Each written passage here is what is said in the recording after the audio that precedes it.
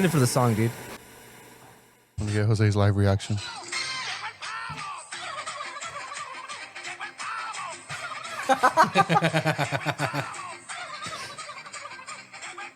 So fucking dumb, Oh my dude. god, dude.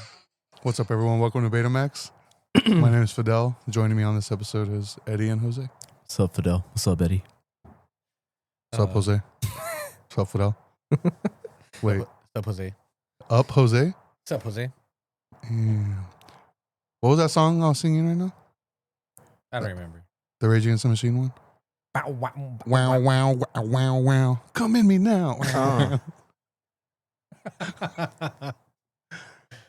Yeah, that's how it's going right now. Hell yeah. So how was your guys' Thanksgiving? Eddie? It was chill. That's it? Did Yeah. you eat How was Emily's first Thanksgiving? It was chill. Oh, okay. No, it was cool. I mean, I just spent it with the fam. What's up? That's it. Yeah. Yeah. Yes, and I did eat tofurkey. Yeah, I was going to ask. Whack. It was whatever. They didn't have the one I usually get, so Yeah, I do everything last minute. So of course. Yeah. Do you guys do anything special? Like, you guys have any, like, traditions? no, I mean we just pig out and we either play board games or card games. Like afterwards. cool. Yeah, that's it. I think we played Uno for a little bit. But yeah. Dude, I love seeing all the videos of like families playing Uno and like the youngest sibling just crying. Because everyone's just picking on them. Yeah, because they're losing. They put like a +4 down and like, just fucking freaking out. That's hilarious, dude. Dude, that shit's so funny. Those sore-ass losers. For real, I would have knocked his ass out. For real. Shit. For real. That's it, Eddie, or what? Yeah, dude. I worked. What was your favorite dish? Or was your favorite, like... Dude, like I didn't even cook that much shit. I made them like their green bean casserole and their mashed potatoes and all that. But all I made myself was the tofurkey and the mashed potatoes. Yeah? I made myself like a little Did you side. put butter in it? Yeah, vegan butter. I just made myself a little side of it. So yeah, I didn't have like the whole feast. But yeah. Saving your appetite for Sunday? Yeah, beans and weenies. The fuck? That's what we're giving out, dude. That's what's up. I'm just kidding. Cold No. beans and raw hot dogs? No, we're just gonna do burgers and hot dogs, something easy, and like chips, snacks, all that shit. Cool. Damn, what is this? A kid's birthday party? Yeah. Oh. Mine. There'll be a piñata, so I guess I'll let you hit that. Wait. Wait a minute. Wait, you're going to let him hit what? The piñata. Isn't that the nickname for your ass? Fuck. Yeah. Damn, fucking immature, homie. You guys are ridiculous. How was your Thanksgiving, Jose? Eventful. That's Cool. what's up. Yeah. We bust out the projector and we played like there's a game that Naraya likes on the PS5 called Quiz Time.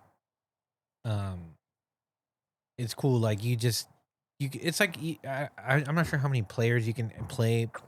We did up to 8, and you play with your phone or iPad, and then you just watch the screen. It has like a little AI host, and it does different rounds of different questions, and you pick categories and different ways that you can kind of. It gets fun, gets competitive, and. Have you guys ever fucked with those Netflix games or no? No. No, I never have. I didn't even know that they had those until yesterday was Thanksgiving. Yeah. Until yesterday, I was like, what is this? Yeah, I just recently found out they had games also. Have you tried it? No, I haven't. No, I Yeah. haven't either. I imagine it's probably something similar to I that. imagine it, Yeah. it is meant to be like, people on the couch kind of as a Co-op family. thing, yeah. Co-op thing, But yeah, it was cool, I mean, my mother-in-law goes all the way out. She goes crazy on Thanksgiving, dude. What's your favorite dish, dude? I'm gonna be honest with you.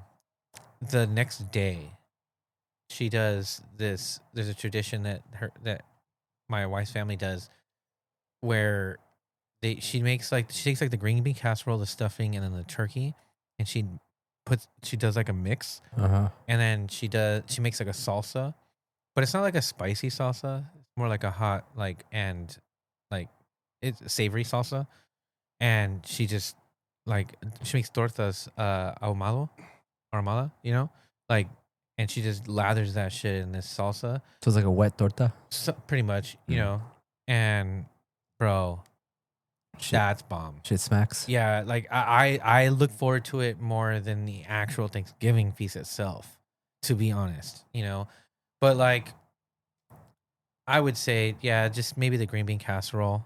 Like, it's just delicious, dude. That was always my favorite too. It's just really good. It's the fried onions, dude. Yeah, I Those mean, little fried onions on top. yeah, and everybody has like a different way that they swing it, And I just like my mother-in-law's style of cooking is like she takes like traditional ways to do things, and she kind of just like, nah, I don't want to do that. I'm gonna do it like this. Give it like a little zip here, Mm-hmm. And yeah, it's good, and I enjoy it. But yeah, the green bean casserole, and then she makes the sweet potato like mashed. That shit's good. Oh, okay. Yeah, that shit's fire. And then we normally deep fry one turkey, and then like Bake the other one. Bake the other one. 1 year we did it where we smoked a turkey, fried a turkey, and baked one or broiled it or whatever. Mm-hmm. But yeah, lately we've only been doing just the two. But yeah, deep fried turkeys are bomb. I don't like turkey. No? Yeah, I do. No, I like turkey, like slices, like for sandwiches and stuff. But when it comes to like Thanksgiving, I don't like eating turkey. Oh, you don't? No, I do. I think it's bomb. no, I prefer ham, like a smoked ham or like a honey ham. Yeah. Yeah, but no, this year we just did tamales at Anna's house. Oh, really? Yeah, That's bomb. dude, they were so fucking good. What kind? Could you eat? They're like beef, I think, shredded Okay. beef. Okay. But they were so fucking good. We're like waiting the whole time because she had made like some green ones, but they were taking too long. So I ended up not having because I had to work today, so I had to leave early so I could get up early for work. Damn, that motorcycle in the background is just. I know. I didn't want me to talk about the tamales. I know, fucker. Man, that's do what's you guys do like fixings with them? Like like where you like how do you guys get down with like tamales? It's not straight up, right? Like just dry tamales. No, she made her mom made like a chile for it. It almost looked like mole. Oh, okay. Yeah, but it was just that. There was really no sides. We don't really do anything like big like that. No. Even when I would celebrate with my mom and them, like it was never really anything big, There's usually like a couple sides, like maybe some mashed potatoes or macaroni and cheese, and then like a ham. But Oh, hell yeah. I don't really celebrate with my family anymore, so Yeah, my in-laws, it's a very like, it's like a feast, like Yeah. a big thing. My family, it's a big feast in the sense because like it's just a big family, but like they're not so hard pressed on like the traditionalism of stuff, Like I'm getting together with them to do our Thanksgiving tomorrow, yeah. Like we're more flexible with it, and it's just like a lot of food and just kind of just chilling, playing games. Like we're gonna take we're gonna play some of that quiz time, but also I told Joseph that me, him, my brother, and my dad can play Lord of the Rings Risk because we were trying to play it, but I think it's better if you had like a couple more players. It's cool. I don't want to play. Yeah, now fuck you guys. But yeah, some families are just really like, like big on that, like that Hallmark style, like big spread, like everybody has to wear color coordinated like plaid shit, like kind of thing. Like it's kind of like that, So it's a lot of fun or whatever, So I don't know what that's like.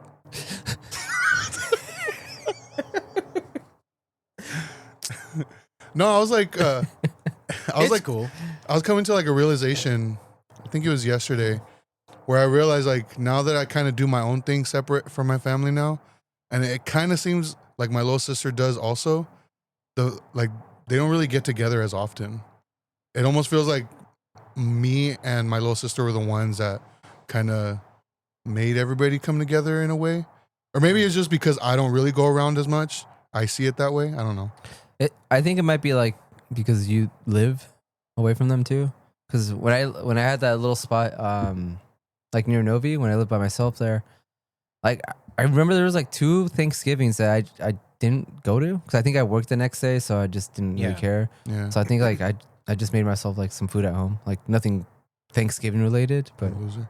yeah, I didn't really give a fuck, dude. No, I think you're right because Yeah. I mean, like, I think that's a lot of the problem. Like when it comes to some of the tension that we feel as like when we get together as a family, where they're so rigid with the way that they want to keep the tradition of like how they view things, like as far as it comes to like the holidays and stuff, right? But like everybody's getting older, and everybody's Yeah. moved out, uh, like Ruben has his family, dude, and he's really just trying to work on himself. Me and Alexis have our family. Christian just got married, and like everybody's just kind of getting older, and it's a combination of now other families involved in that picture, developing your own like family traditions, your own holiday customs, and like sometimes those don't like it can clash like with how some other people like view the holidays, and I think that it's the to find the peace in it is to just like I just gotta do my thing, like whatever it is that makes sense for us, um thankfully for me, like say for Christmas, like her family normally does Christmas Eve, my family normally does Christmas morning, so it doesn't become like too much of a problem, at least for us. But like say for instance, one of the things is like they like to do they normally would do presents at Christmas Eve at midnight, right? Nowadays some people have to like work the next day, most don't, and then like I do my family the next day, right? Christmas Day. And the kids want to do like Santa, you know what I'm saying? Like they like when Santa shows up. Hey, you know that guy's not real, right? And it's like for me, I have to like find a way to like not be exhausted and quiet, like while the kids are just here, and then I have to wake up early because they're gonna To wake set up everything up. they're gonna wake up early Yeah. out of excitement, So it kind of like clashes with like me wanting to kind of curate my own, like us wanting to curate our own like traditions, and it like asking for hey, compromise, right? Can we move maybe consider not waiting until midnight when people are just tired, like just doing it a little sooner, like it's while we're all 9, here, 10 o'clock on me. Yeah, like Yeah. you like easy 9-10 o'clock, like and then like whoever and if you want to go after that, you can go. If you want to stay, you can stay. Whatever, I felt like that's reasonable. Like 10 o'clock is like mad reasonable, but just some people, are just immovable on some of those things, and and I think it's like it can cause some of that tension, and then like having that kind of tension like be like an ongoing thing year after year becomes like exhausting, so it kind of taints the way that like you approach the holidays sometimes, like you want to get in the holiday spirit, but you're like also know what comes with it, I think like just kind of having your own space, being away, disconnected, taking your cars off the rail to start your own train on your own track, is the right thing to do, and just to kind of help keep the holidays a little bit more sane for people, yeah. That's what's up. That's what's up. That's what's up. So what about you, Eddie? How do you feel about the holidays? It's chill. It's whatever. No, I mean I agree. I can't wait to, get a place for ourselves, for my own family.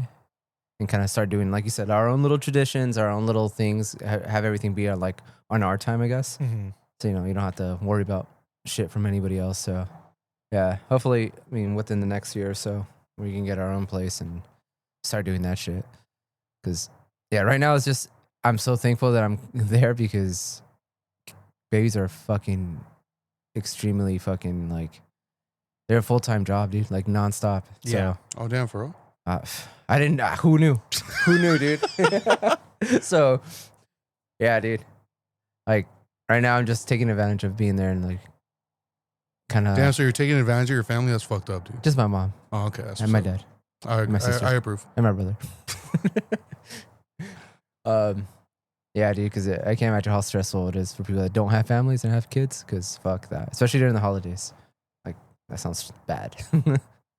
Damn. So Have you already got gifts for Emily for Christmas? I got her like a couple things that I kind of already given it to her because I'm like I don't like waiting like keeping her from a toy. I know she's gonna like. So I don't even know like what like I kind of want to get her like not necessarily a toy, but I kind of want to get her like a wagon.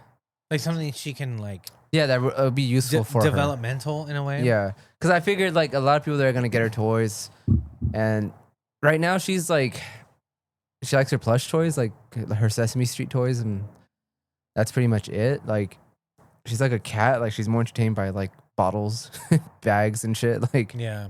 Interesting. yeah. But I was just gonna come up with like some empty water bottles. He's like, here you go, She's like one of those sticks with a feather. I'm gonna be like, hold up. And a belt. a cat toy. Hell yeah. Yeah. So it's just hard because like she's not really like I feel like kids get over like toys like really fast too. Well, plus, I mean, we're in an era where like toys are sometimes obsolete in some households. Yeah. you know? No, it completely agree, dude.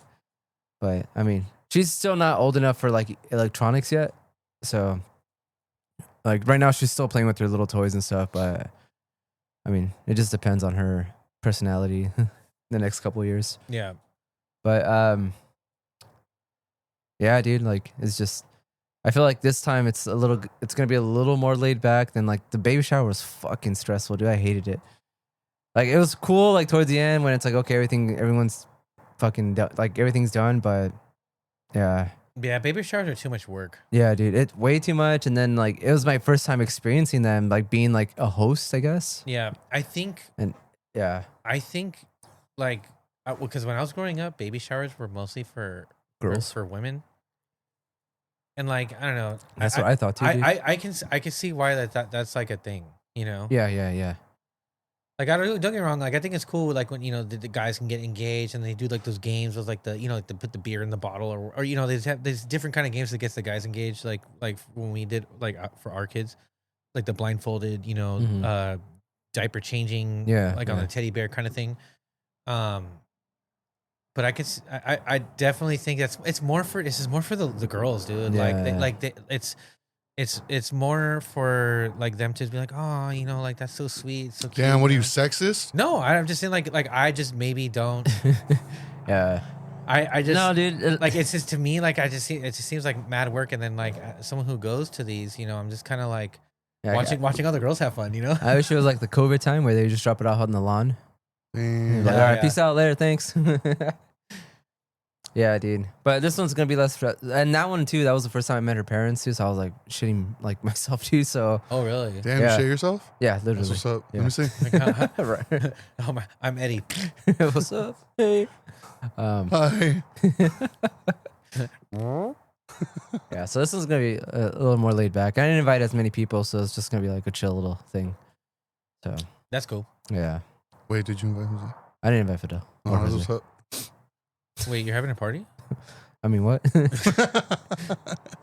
Yeah, so if you're listening to this, Eddie's having a party. Everybody's invited. Insert address right here.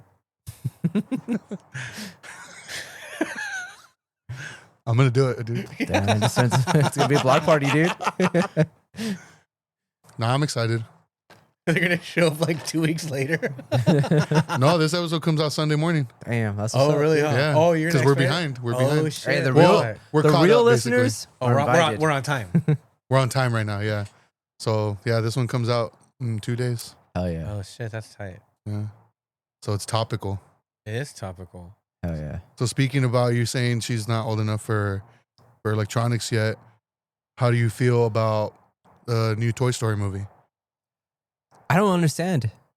It's about like iPad kids, basically. But why is Woody? Why are they back That's together? what I don't get either. Yeah. Because like, it can't be a prequel or like anything like that because Forky's there. So I was don't just know. kind of confused. I'm like, wait, what's going on? But and if they're bringing it back, it kind of like it's kind of a big like fuck you to the ending of the last one too. So I don't know. That's what I thought. I watched. They should have just done it with all new toys, dude. I watched that would've been dude. tight. That's not a bad idea. Yeah. I watched an interview with I watched one with Tom Hanks and I watched one with Tim Allen. And Tim Allen was dude, where they were going over. It was with I think Jimmy Fallon. All the And- grunts. Yeah, and they were going over the grunts. That was good. Dude, that was good. The way he describes like how to do it, I'm like, oh hell yeah. But did you see it?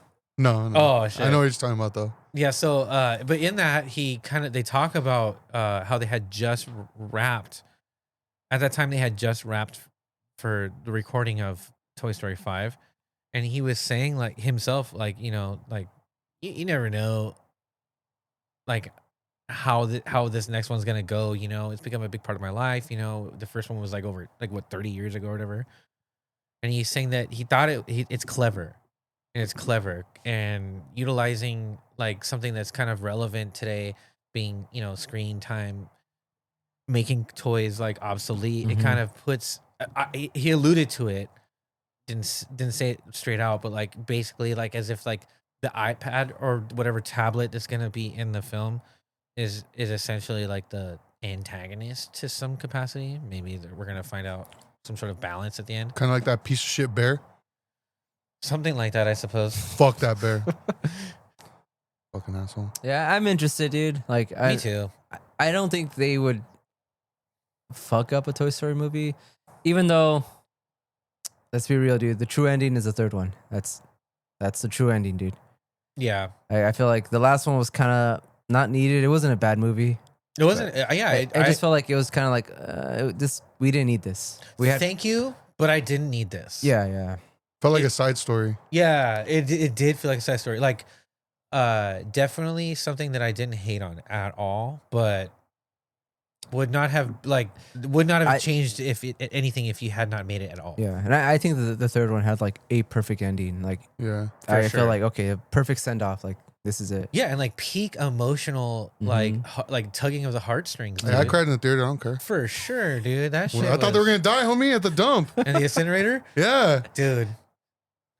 I was literally sitting in my seat going, "No fucking way." Just a bunch of 8-year-olds next to him. I'm on. Nah! Oh, dude. Yeah, I got kicked out. That's where it ended, right? Yeah. No, I mean I have mixed feelings about it, but I'm not against like kids on iPads and like because I think it could be a really good learning tool for them. Yeah. It could be really great for their developing brain too. And like I feel like social media just makes it seem like it's the worst thing you can do to your child. Exactly. And And it's- because it's- I think the problem lies with the parents, bro. Yeah. Like if you're utilizing that shit as a pacifier, then you're gonna turn them into those like typical like run of the mill people like when they refer to iPad kids, Mhm. you know? But like if you can set like like downtime, you know, you can put restrictions on them. And that's something I do for my kids, you know? Yeah. But and even naturally, like, dude, Joseph isn't always on the iPad. He does it like when he hasn't been on it in a while. Normally, he's playing baseball. He's running around. Like we're interacting with each other, doing things. You know. Like he has a social life. Yeah, And you know, that's Norai's a little different, dude. She just likes to do her own thing. She likes to just chill by herself, you know, and you know, she's kind of like just like our domesticated raccoon, you know. So I just kind of give her like her space, you know. But I think like and you can see like in other scenarios like where, you know, like you're not regulating like the kid's screen time, you know. Therefore, the problem lies within yourself, you know. Yeah, like yeah, you yeah. have to like draw lines and set boundaries with this kind of stuff, and not just use the iPad as a babysitter, like actually go and parent them a little bit, and like maintain a balance. There's nothing wrong with maintaining a balance. Yeah, and just like you said, like I mentioned earlier, like just monitor what they watch too. 100%. Just be careful, and because I mean, there's that brain dead side to it where it's just like really stupid shit. Yeah, But- like if they're dude, I'm constantly telling like Joseph, like, dude, what are you watching? I'll see something, because I'll hear it or whatever. I'll look at it and be like, don't watch that, dude. It's gonna make you turn into like an idiot. Yeah. What's up? But I am interested to see what Toy Story does with it. So they're probably gonna do some funny shit with it. So they wrapped already on like the voice work. Mm-hmm. Like maybe a few weeks ago, like within the month. Because you know how like when we're seeing something, like they had recorded it prior, So Yeah. I imagine like a 3-week window. Yeah, I'm interested. I'm interested to see. But I had read that Jesse's gonna be the main character, not Woody. That's another thing he said, that it was a Jesse story. It's Yeah. Jesse's story, is what he was saying. Yeah, Yeah. I'm curious to see how that looks. So maybe she's the one that goes and asks Woody for help. Oh, Still kind of defeats the ending of the which would be kind of cool, because then as a Western fan, it kind of plays into like the Western tropes, like Western movie tropes, and him being like a Western sheriff, like the person having to go find like this outlaw or whatever, and to come clean up, the town or whatever, Yeah. It kind of forces Woody in a way to be in a Western like type like storyline. I don't know, maybe that's cool. I don't know. We'll see. They haven't made one that I didn't like, so Yeah. I assume I'm gonna enjoy it. Yeah. Do you ever remember reading this person's like fan script that they made for like a final Toy Story, where it's like Andy on his deathbed? No. No, he's like in the hospital, and I think it's like his wife or something. It's not animated; it's all written. It's like a script, but it's he's in the hospital. He's dying. He's old, and like his wife or his like one of his kids or something bring his original Woody and Buzz toys and give it to him, and he's like just holding them. And then like they walk out, leave him alone, but he's like kind of comatose. And then like they both get up and they look at him. They see like he's dying, and Woody says something like, basically what he says at the end of 3, like so long, partner, or something. Yeah. And then he says it to Andy, and you see Andy smile, and he flatlines. Oh, that's sick, dude. I remember reading about that. I think it was like on Tumblr. Somebody like posted that, and I was like, dude, I like that. I like that too. I That's feel like that'd be dope. terrifying though, dude. What? You're in deathbed, you see your toys come to life, dude. What the? Was it Meat Canyon? Do you know who I'm talking about? Right? Yeah. Papa Meat, dude. Papa Meat. Yeah, wasn't it him that did the whole like Andy starting to destroy his toys because he wants Woody to start walking or talking? He's all, Oh, when they're torturing all the other toys, like he's gonna die because of you. yeah, he's all like, I know you could talk. He's all, can you imagine being a little boy and seeing all your toys playing with the neighbor kid? And it shows like the scene of them scaring Sid, but from Andy's perspective. yeah. And it looks like he's playing with them. He's like, I know you can talk. And he fucking breaks Mr. Potato Head. That's rowdy, dude. Or was it That's Matt rowdy. TV where? Which one was it where the toys are watching like? I don't know, whoever their owner was at the time, play with the dildo. What the fuck? Was it Matt TV? I don't remember That they get that. a new toy, and it's like the exact same thing as the first one, where like when Buzz is on the bed, and everyone's like, "Whoa, what is that?" But it's a fucking vibrator. It's so stupid, dude.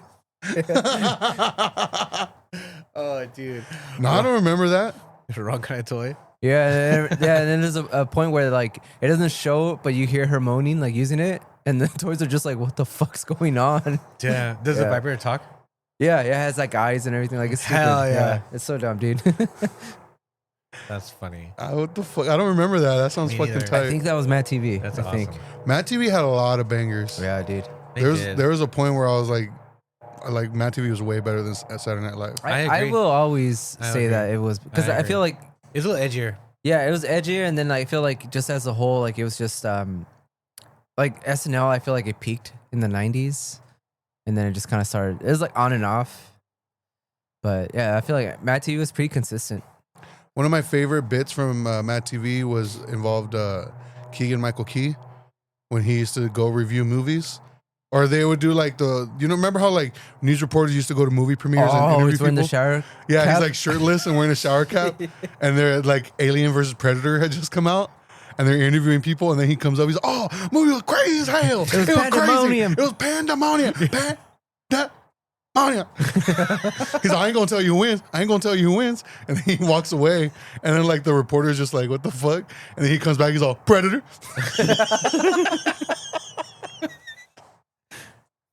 So stupid. Dude, those are fucking funny. Yeah, there's a bunch of cool characters. Stewart. Yeah, Stewart. Oh, dude. I saw videos of people who this. I don't know if it was a couple or some friends or whatever, but for Halloween they dressed up as Stewart and his mom, and it was just like somebody was filming them trick or treating, and they were in character the whole time. It was spot on. It was spot on, bro. Man, I thought it was so funny. Those are good bits, dude. Yeah, they had some racist ones Miss too. Swan, dude. Miss Swan. What about the Bobby Lee one where he's the translator? He's a translator. I don't remember that. He say hot dog. Oh, hot dog. Hot dog. Yeah, dude, that's crazy. That's where I first saw Jordan Peele. Yeah, because he was on Mad TV. Damn. So did you guys watch Eddington? I did. Did you watch it? Yes. I didn't watch Warfare. I was planning on watching it, but I ended up not watching it. I didn't watch it either. So we can save that one. Yeah, let's save that one. Fine. So yes. All right. So as an Ari Aster fan, would you consider yourself an Ari Aster fan? Yeah, definitely. Okay. Same. How do you feel about this movie? Without talking about what it's about, like just what did it make you feel? I think like all his movies, it made me feel anxious Yes. in a lot of scenes. Yeah. It made me really hate a bunch of characters. It made me like really like I want to like all his movies, dude. I immediately like was like, okay, I need to rewatch this. Yeah. There's a lot that I think I missed. Not just necessarily like main like story like plots and stuff like that, but shit. yeah, just because like that guy is just all about the fucking details. Yeah, and the subtle nuances of everything. yeah, and like afterwards, I kind of started digging into it and like seeing like watching interviews with him, talking about it. It was just to kind of get a perspective of like where his mindset was like while making this or why he made it, and like just reading the comments like on YouTube, dude. Like people were just like, "Oh man, this detail, this," and like stuff that I just did not even notice the first time around. But it's, I mean, like Hereditary and Midsommar, like I've seen those movies like a bunch of times, especially Hereditary, dude. Like That's a great movie, dude. yeah, dude. But like every time I watch it, I still to this day will catch something new, dude. Yeah. Or like I'll see a video pop up and be like, oh, this. If you pay attention to this scene, this happens later on. But and like it's like fuck, there's still people making videos about it. Like what, 10 years later, whatever it is. Yeah, like and how much like you can tell of time that he spends like researching something that's relevant to the story, so that like it like if you were to fact check, if you will, like you're like, damn, this is on point, like Hereditary with like the Book of Solomon or whatever, with like the demonology stuff, Yeah, and like he used like I guess like shit that like that's real, like not real, but you can look you at can research you it, can research it, you look into it, and like, it's all there. Yeah, dude. But yeah, dude, like I mean, it's like Beau is Afraid. Also, like, I feel like I need to rewatch that one again too. 'Cause I seen it twice. I haven't seen that one. No, it's the same kind of thing where it's like it's super dense, like Eddington. There's just so much going on. Like every 5 minutes, like it's just like a whole different thing. Like, but I mean, it's after I watched it, I'm like, I don't even know how I'm gonna talk about this movie That's how I felt. because it's so dense, dude, and like. There's like a lot of different ways to look at it. Yeah, yeah. And I love how it doesn't really like it shows you the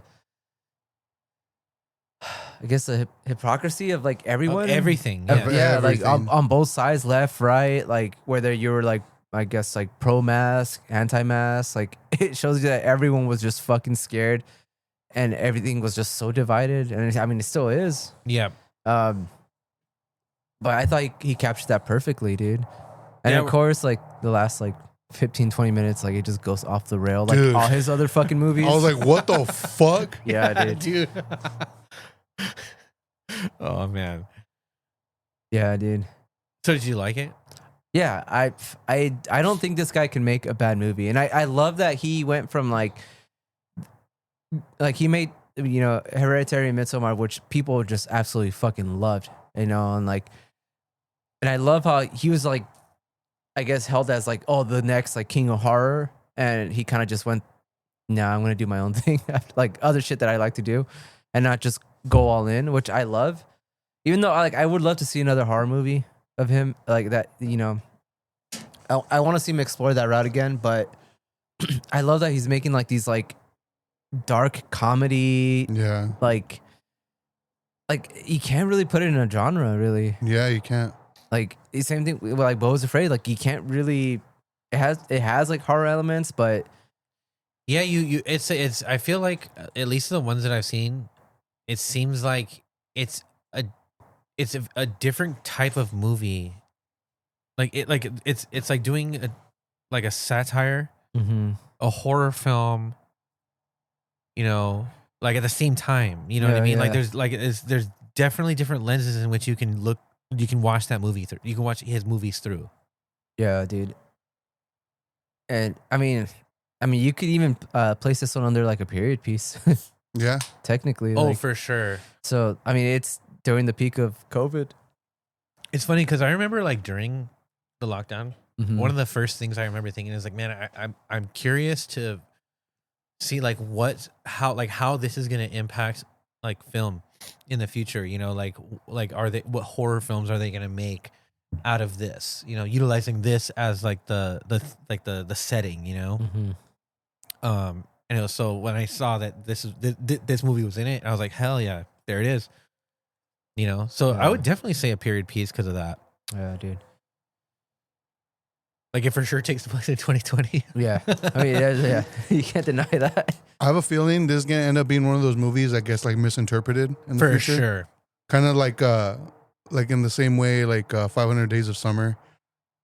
People always I've like never seen it. no, people always sympathize with like the Joseph Gordon-Levitt's character in that movie, but the movie is about how like he just romanticizes relationships and becomes obsessed with women like in a very unhealthy way. Mm. Yeah. And then the same thing with like Fight Club, how it became like this just like macho type movie, When you know? it's poking fun at that. Yeah. So I feel like this movie is gonna fall under that same category. I can definitely see people looking at it being like, "Oh hell yeah, this is like a showing like what the libtards look like Yeah. kind of thing," you know? Yeah, because as I was watching it, I was like, oh shit, I don't know if I like this movie, but I couldn't stop watching it. And then Then they do some shit and you're just like, I do like this movie. yeah, I see yeah, what they're doing here. yeah, And then like you go back to be like, I don't know if I like this movie. yeah. Yeah. But yeah, like I agree. Like overall, I think it was a great movie. He cannot make a bad movie, dude. No, dude. And like, Eh. I think, okay, I like Pedro Pascal, but I'm tired of him. Like, But he wasn't bad in this though. That's what I'm saying, like- because it was like I felt the same way. I was like, again, you Yeah. know? like I'm just tired of but seeing it was his so face, so but he's brief. good in everything, dude. Yeah, Like, yeah. It's hard to say like why you don't want to see him, but it's like because he's just a good fucking actor. It's like that, like like when Bad Bunny like first like became like mad popular and like dude went viral. You know? Like he was everywhere doing everything. You know, it's kind of like that to me. Yeah. Like he's not a bad actor. You know. Yeah, but he is in everything. Yeah. You know, but I did think like when I was watching, I had the same reaction, but I was like, oh, like. So he's not like prominent in this at all. No. Like I like that. I like that. It was more of a supporting thing. And I didn't realize that Emma Stone was in this also. I didn't know that either. Yeah, me either. Yeah, I was like, oh shit, she's in here too. Yeah, I thought. And also that other guy. What other guy? He's like hot shit right now too. He's in the Bike Riders and all that. He's in the Bike Riders? Yeah, the cult guy. Oh, Austin Butler. Oh yeah, he yeah. played Elvis in that Elvis movie. Oh, that was him, huh? Yeah. Yeah. Yeah. Oh, yeah. I didn't realize he was going to be in it either. The only people I knew were in this movie were Pedro Pascal and Joaquin Phoenix. Yeah. But I mean, Joaquin Phoenix was also fucking awesome. Dude doesn't miss, man. No, he doesn't. He's a good actor. He has like a very like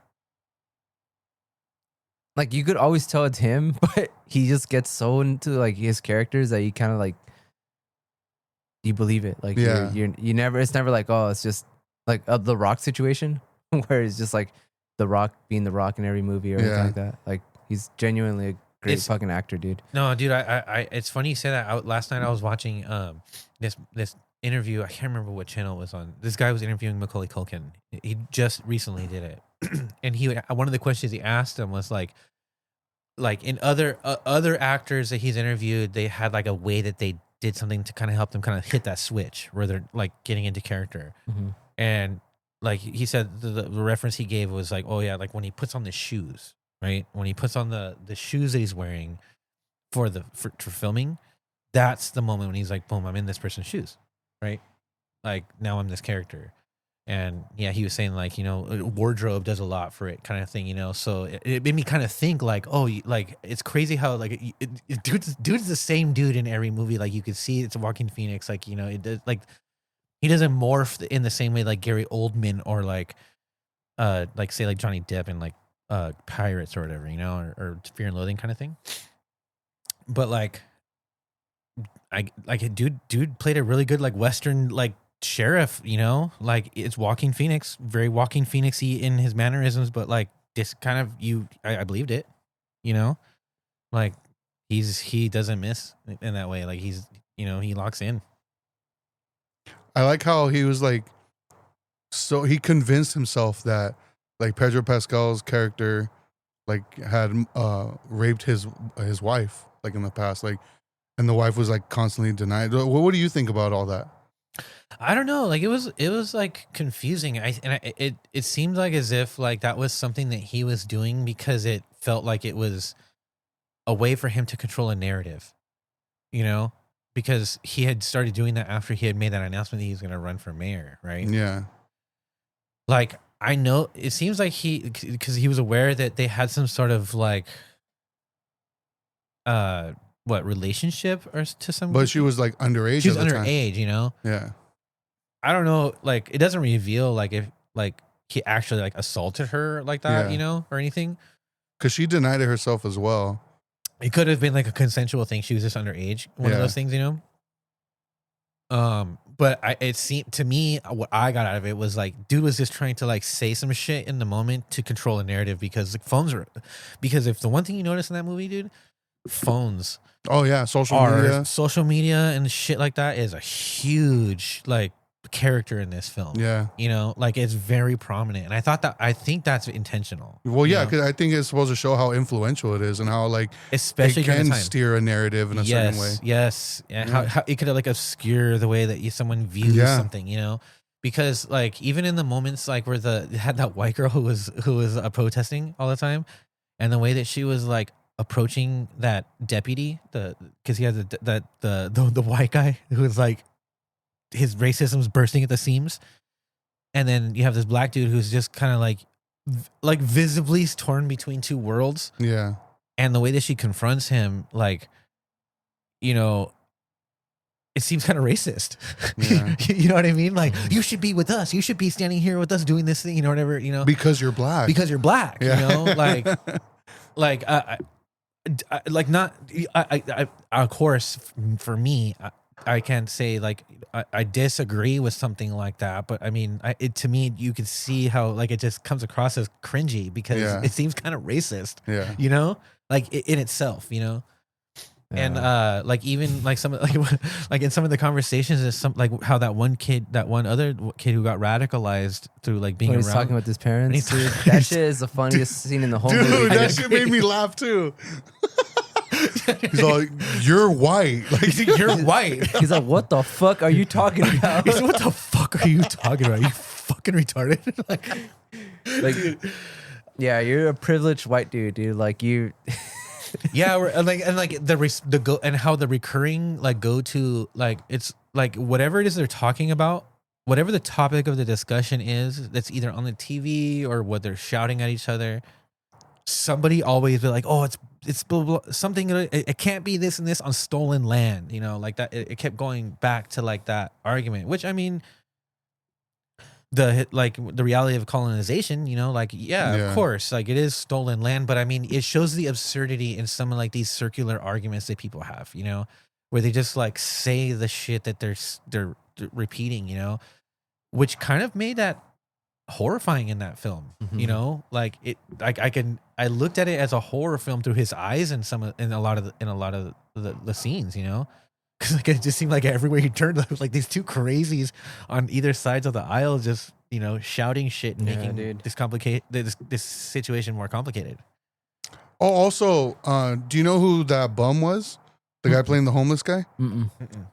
The actor, I believe, I didn't look it up, but I'm pretty sure is Clifton Collins Jr. I don't know if you know who that is. No. Where might you know him from? Have you seen 187 with Samuel L. Jackson? The Cholo guy? Yeah. The one That white dude? The one that gets his finger cut off? Yeah. That's Fucking him. Indians. It was Is him. that guy? It was him. Really? Yeah. Dang. Yeah, I noticed because what he had said something. I was like, that voice sounds really familiar. He looked it up? And no, I haven't looked it up, but like there was a he- shot of his face. I was like, oh, that's him. That's him. I thought it was funny where when Joaquin Phoenix's character gets like that call and it's from his other deputy, the white dude, and he's like, "You gotta get over here right now," you know, like they're riding in the street, blah blah. And he gets there, and then like you see how Joaquin Phoenix is dressed, like just his standard like attire that he's worn through the whole movie, and his other deputy is wearing just like his standard attire, you know, like you know how cops look, you know. And then that fool's like just dripped in all that tactical fucking riot gear, like just ready to do some damage. Dude, it's so funny at sometimes like that, you know, like so goofy. Yeah, and he was so like quick to be like, yeah, to blame the black guy, Yeah. to blame the black cop. He was so quick to it. I was like, damn, like.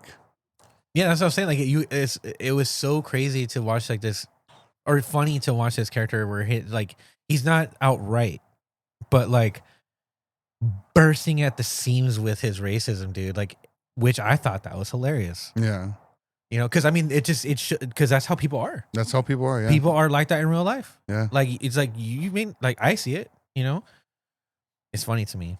Yeah, and like I would agree with that too, just because like people are like that in real life, and the characters in this movie, they are absurd, but there's people like that for reals. Yeah, dude. And that to me, that's what made it funny. Yeah, but also like what made it scary. What made it scary. It's like, fuck, there's actually people like this. And mind you, this takes place in a small town where like they were convinced like that it's not a problem for them. Like COVID's not a problem for them because they're so like just not in the mix of like the contemporary world that we all live in, you know, because of it being such a small town in what was it, New Mexico? I think so. Like, you know, and then seeing how like all of like not only just did COVID make its way there eventually, but like all of those like the George Floyd Black Lives Matter movement stuff, you know, and like the conspiracy theory, you know, super alt-right type shit that's present, you know, like all of that made it to that small town, you know, and like you're saying, like it's not any characters that are not unlike people that we see. Yeah. like out in the wild today, which is what makes it scary, Yeah. But also fun. but also hilarious. Yeah. Because they were annoying as fuck too. Yeah. Yeah, dude. I do like that, you know, that it showed, like you mentioned earlier, about the whole social media thing and how that's like a big factor in like dividing everybody. Yeah. Because at the end of the day, like everyone just wants to be safe, and in many ways, dude, social media does the opposite. You know, it's either you're, you know, far left or far right. Like there's no in between. There's you can't have any common ground. You know what I mean? Like like it, and It makes the world black or white. yeah, dude. And I think that was like a big message in this movie. And I think they like the way he interpreted it in this movie, it was like pretty spot on to how it kind of really is too. Yeah. You know, it's like an exaggerated way, but it's pretty much the same thing, you know, because I mean, how many TV screens are in the movie where like it's a new news anchor like talking about whatever, you know, like the Floyd thing, or or an influencer giving their opinion, or just some random fucking wagadoo just like 3 minutes on TikTok, you know? Yeah, or like when they're at the protest and the girl's like holding her phone to the cop's face, and you know he takes it away, and like just you assaulted me. Yeah, just stuff like that, dude. And like this movie, that's what I'm saying. Like it's so dense, and it's like like I felt a little exhausted after watching it because I was like, it's just so much, dude. Like deals about like you know, political sides, racism, mask versus anti-mask, trauma, like you know, passing down the trauma with her dad, generational trauma. Yeah, and that's present in all his movies. Dude. Like I feel like he is the poster child for that shit. You know? Sure. You know, there's that because you know at the end, like it starts off in the very beginning with the main character watching a video of like, I guess how to discuss that wanting a baby with your partner.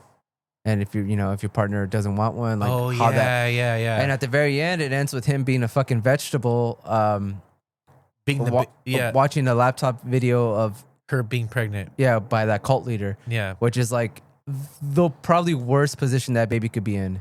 You know, because he's in this fucking Not to mention like the mother-in-law then utilized his platform to get to where she wanted to get to, but also like on a platform that was the opposite of which he stood on. He campaigned. So he really got fucked. At the end, it was like time. A double whammy, dude.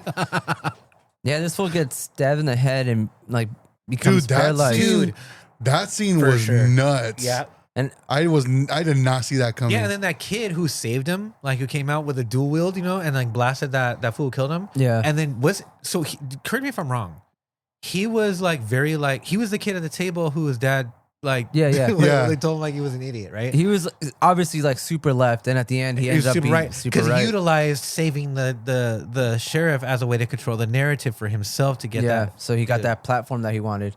Oh man, that's fucking annoying. Yeah, I mean, it shows like how like confusing being like that young is too. Like exactly, like you know you have friends, a weird disconnection from reality, social life. Yeah, like because it does show like how confusing and impressionable like the youth 100%. Because he started off as just it being performative because he liked this girl. He had that crush on the girl, and then into that shit. Yeah. But then he like bought into it like completely, and it's nuts, dude. Yeah, where he was like being the one championing like these like these black issues that he didn't really understand. Yeah, it didn't sound like he understood, and it got to a point like when he would talk so much to the point where I'm just like, dude, you just sound racist right now, bro. Yeah.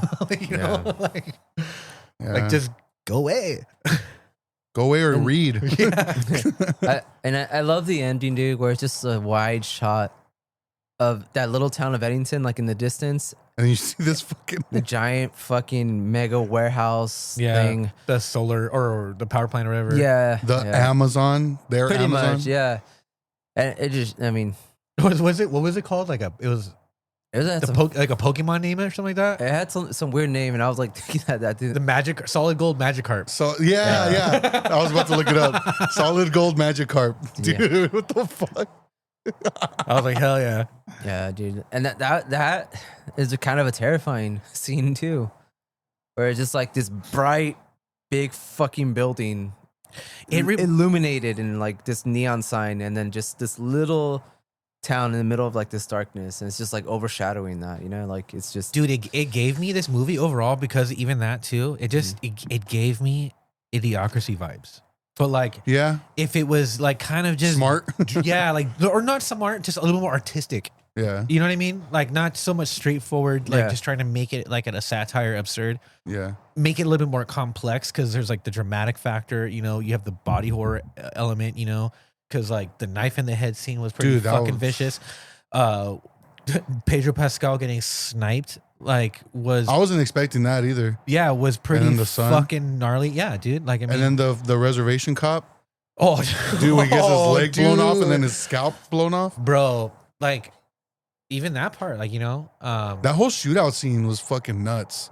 dude. I mean, like, not to mention, it was a western. Yeah. And It was a western. His Yeah, fucking minigun. yeah, fucking- dude, I love when he comes out with that shit. I was like, what the fuck? What am I watching? Like, Dude, it was totally like, it's funny because, like, remember I told you I was playing Battlefield 6 recently? Yeah. Like, there is a game mode in it where you can, like, they have like random like weapons that are just chilling on the mini map. I happened to be playing that one, and I was like, oh, I'm right next to one of these things. So I picked it up, and it was a minigun. And I was like an Eddington, fuck yeah, dude, like, like, you know, until it burns out. And I was like, man, that shit is so ridiculous, dude. Yeah. Like, dude, walking around with a minigun, just like going to town. But dude, like, because this is the one where you guys had told me, like, oh yeah, he's coming out, he's gonna make a western movie, right? I believe so. This was it, right? I believe so. No, we mentioned it another movie. Really? Yeah, because I didn't know what the fuck this one was about. Oh no, Robert Eggers is making the western movie. No, Robert Eggers' next movie is Werewolf. Oh, is it? Yeah. Well, I know we mentioned a movie, but Yeah, I don't like, remember what I thought it was Ari Aster that you guys were saying that he's like, he was supposed to make a like a western film, but it was like a contemporary western. Oh no, it was Prisoners. Yeah, we're talking about Prisoners. Where it was supposed to take place back in the day. It was supposed to be like Oh, Western. take place in the Old West, but it was cheaper to make it modern. Yeah, Because when you guys were telling me about one that was gonna come out, it No. was supposed to be like a contemporary I western. don't know. Hey, do you pay attention? I thought this was it. To me, it was a western. It had very Oh, yeah. western, it had very westerny vibes. Yeah. And like the beats were the same, you know, like the sheriff with the home problems with his wife, you know, that has something to do with either her getting ill or having someone Yeah. else in the picture, you know. A town in crisis. that needs that, you know, sheriff needing to step up. And then there's a politician guy that he has to clash with, and the right? shootout at the And then end. the big ass shootout, you know, and then he walks on this line of like lawful and unlawful, Yeah. you know, like it's typical Western tropes. Yeah, that's what I'm saying. Like, it's hard to classify this movie because it's just all over the place. Which brings me to a question: would you guys recommend this to people? I don't know, honestly. Like the average person, your average coworker. I don't think so. No. Just because I feel like it would be misinterpreted. It would be It would be misinterpreted. like, I know who I could not Yeah, recommend it to. Huh. So that it won't. So that I know for sure that they won't misinterpret it. Because You know I what feel mean? like it's going to either be like, oh, hell yeah, this movie is anti-mask or anti-like COVID, whatever. Yeah, or even- they'll be like, this movie is so like pro-mask. Like, look how stupid these people are that Yeah, don't yeah. want to wear. Yeah, like, look how evil they are. You know, yeah. the blood is on their hands. Like either way, it can be misinterpreted to either side. yeah. So I don't know. Like Like, I don't know. I would recommend it to people who I feel like I could have a conversation with, like, film about, in a way where they can appreciate like what the creator is doing as like a piece, as a whole, you know, rather than, you know, just they won't take it just as face value. Yeah. and kind of read into it a little bit. like where they can have where we can have this discussion with them. You know, I would recommend it to, like, you know, the handful of people I know like that, you know. But nah, like, you know, just like some fools that I just like meet out here and there, you know, like, nah. Because it was gonna be misinterpreted, like you said, you know, they're just gonna be like, oh yeah, it's gonna be rage fuel. Yeah. For sure. Yeah. Like confirmation bias. Like, you know what I mean? Yes. Because I can see it easily falling into any narrative, For sure. but that's like the whole point of the That movie. is the whole point. Like, I feel like it is meant to, like, you know, just kind of like pit people against each other still in a funny way, but like also kind of like makes, I don't know, dude. Like it It's also just to make it look how dumb you are for like seeing the world like that too. Like Yeah. it's just like I would either way, you know. Yeah. To me, it was more of the absurdity of everything. Yeah, Like the whole thing was just absurd. Every character was so absurd, Yeah. and the fact that it felt so like realistic yeah. is what made it scary because it's so fucking absurd. You said you haven't seen Beau is Afraid, huh? No. It's similar like to that where you have this guy who's like full of anxiety and like just the way he sees the world and the way the world is to him, like everything is so amplified. yeah, it's fucking nuts. And it's so anxiety inducing to the viewer, dude. And it just like you get it, dude. You're like, okay, that is exactly what having anxiety feels like. Like whatever you watch Damn. on screen, like this is it. Yeah, because I mean, I can imagine because I thought this movie was anxiety inducing. Mhm. There's points, a lot of points, like especially kind of early on too, where I was just like, oh man, I can't breathe right now. This is stressing me out, you know, Yeah. because it's just a lot. Like where one character has like so many of like these absurd things happening to him at one time, and having to navigate all of them at once. Yeah, and like I love like I mentioned earlier, like everyone, like the mayor, he's like pro mask and everything, but it's only like for social media and for the TV. Yeah, because he throws that fat he party. throws party, Yeah. and then like somebody had mentioned one of the comments, and I didn't catch it the first time I saw it, but I guess the scene where like right before he gets shot, like there's like a pan in his house, like it's a camera panning, and I guess like you can see like a ton of toilet paper in the background, like stocked up, and it's like, oh, he's one of those. Got it. Prepper, Huh? a prepper. Yeah, dude, like where he's just hoarding all that shit. Yeah, no, like a last minute prepper. Yeah, And everyone who was during that time when everything was fucking terrifying, and you just hated those people that did that, dude. That just went to every store and just bought all the toilet paper for themselves, or would resell it for like people were selling like shit for like $50 a roll, like stupid shit, And it's just like it makes you hate these guys, but it's like little details in this movie. Yeah. It's shit that it's not pointed out to you. It doesn't like Damn, linger on a shot. I want to. It's see like that. That's the stuff that makes me want to rewatch it again. Yeah, dude. there was another instance where it was when his son was gonna go like to a party or something, and his like worry was like, how's that gonna look if you're seen at a party and like my platform is we have to stay away from gatherings. Like, how's that gonna make me look? Yeah, while he has like a party going on. Yeah, but I mean, him saying that instead of being like, if he actually believed what he was like preaching. Yeah, it wasn't about like public safety. It was Yeah. about his like image. his like trajectory Yeah. for his career. Yeah, Yeah, because even with the main character, Joaquin's character, where he's so anti-mask and he's telling everyone like, "Don't worry about it," blah blah. There's that scene where he goes out of town to get tested because he's like he's fearful of that shit too. Yeah. yeah. But he just and he turns off. He puts his phone on airplane mode, so just they don't know. Like He's in nobody denial, knows. yeah. And it's just like, dude, that was everyone, dude. yeah. Like all the fucking anti-maskers were scared. All the people that were pro-mask were scared. Like everyone was just fucking terrified, dude. Yeah, no one knew. No, dude. And unfortunately, like people like kind of just took advantage of that and used people's fear to make money and just get Yeah. steer shit their way. And like, yeah, it was just. I feel like this film,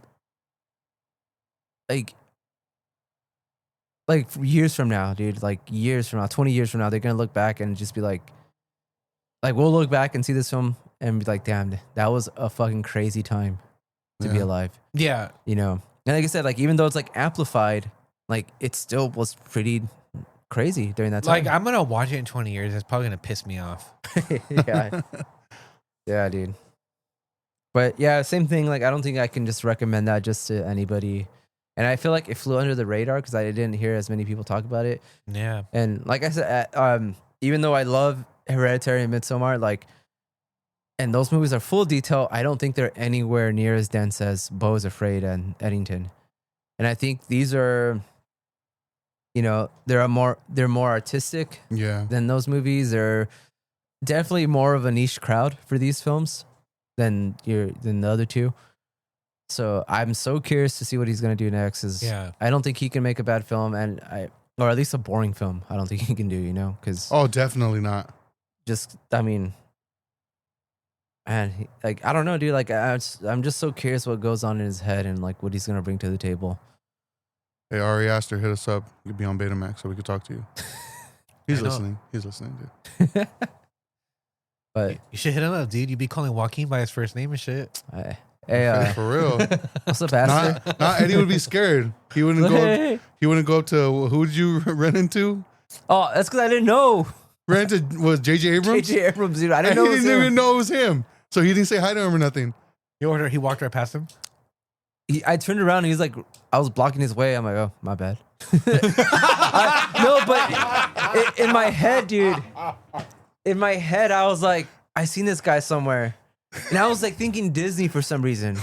I mean, you're not wrong. Yeah, I'm not wrong, but I was thinking like Disney Channel. Like I thought he was an actor, and I'm like, where the fuck have I seen this dude before? And it didn't hit me till like the next day. We were eating Thai food. I'm like, oh, it just fucking dawned on me. I'm like, fuck, that was J.J. Abrams. Damn. Fucking poser. I could have. That was like right before Force Awakens was released. So I could have like grabbed him by the shirt and been like, you better not fuck this up, dude. Which he didn't. Don't let Ryan Johnson do Last Jedi. I should have told him that, dude. Because I would have known. Yeah. Back then. you would have saw into the future back then? He would have been like, how the fuck did that kid know? It was at the Walt Disney Museum. Hey, watch, it wasn't even him. It's like some short Mexican guy. He's like, ¿qué me está diciendo este güey? That's funny. Damn. That's what's up. That's what's up. Did you guys watch anything else? Yeah, I watched Warfare.